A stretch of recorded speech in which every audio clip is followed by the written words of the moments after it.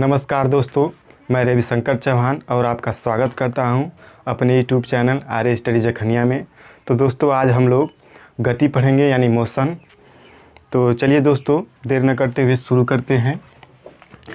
गति की परिभाषा है यदि कोई वस्तु समय के साथ साथ अपनी स्थिति में परिवर्तन करती है तो हम कहते हैं कि वस्तु गति कर रही है या गतिशील है।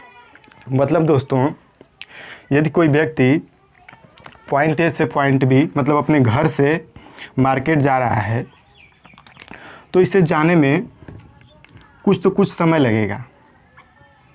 समय लगेगा कि नहीं?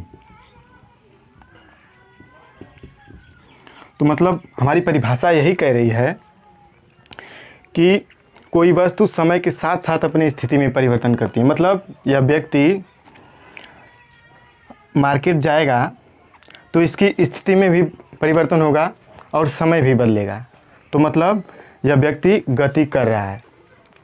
दोस्तों कुछ ऐसी स्थितियां होती है जहां पे हम गति कर रहे होते हैं फिर भी गति नहीं करते हैं। मतलब दोस्तों आइए समझते हैं।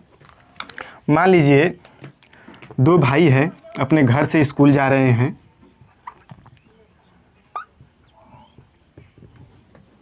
अपने घर से स्कूल जा रहे हैं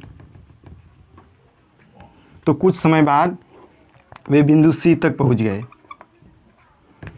कुछ समय बाद वे दोनों बिंदु सी तक पहुंच गए तो इन्हें यहाँ तक जाने में कुछ समय लगा है और इनकी स्थिति में भी परिवर्तन हुआ है, क्योंकि पहले बिंदु ए मतलब अपने घर पे थे और कुछ समय बाद बिंदु सी तक पहुंच गए।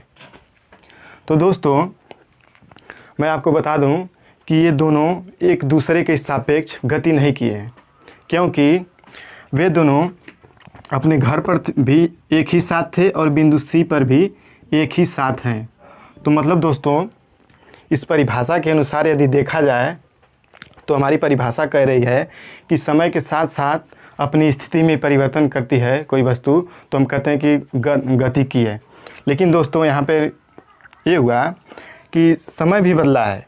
कुछ समय बाद बिंदु सी तक पहुँचे हैं और उनकी स्थिति भी बदली है, क्योंकि पहले बिंदु ये मतलब अपने घर पे थे और फिर सी पे पहुंच गए, लेकिन फिर भी एक दूसरे के सापेक्ष इन्होंने गति नहीं किया है। तो दोस्तों इसे समझने के लिए हमें इस परिभाषा में थोड़ा सा संशोधन करना पड़ेगा। मतलब दोस्तों इस परिभाषा के आगे हमें एक सेंटेंस जोड़ना पड़ेगा कि किसी स्थिर बिंदु के सापेक्ष